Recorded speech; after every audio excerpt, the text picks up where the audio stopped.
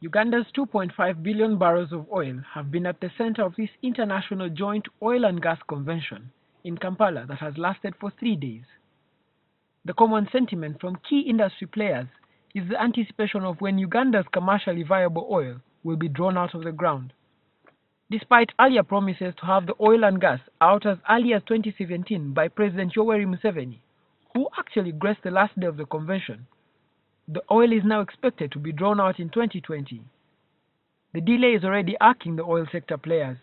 What we would like to do, Excellency, is to request you to allow the government and the private sector to form an orchestra, an economic orchestra which can play music in harmony together.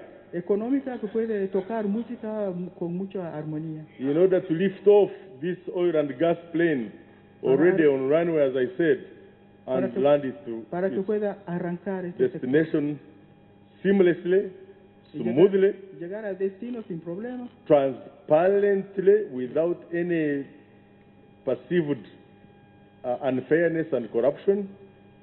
The chairman of the Chamber of Mines and Petroleum, Eli Karhanga, who was key in the organization of the meet, nudged the president to attract investors into making available the non-commercial deposits of oil.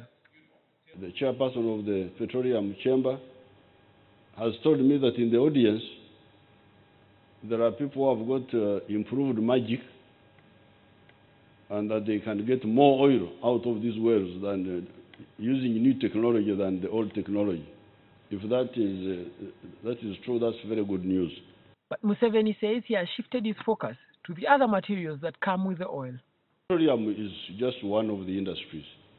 The ones who are preparing for the logistics, because you are talking about the logistics, we shall have more volumes from other non-oil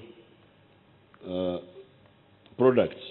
Many countries with oil have suffered the oil curse, and Uganda is seeking to avoid falling in the same abyss. With much of the population struggling to make ends meet and a vision to have the country as a middle class, oil is definitely the country's hope.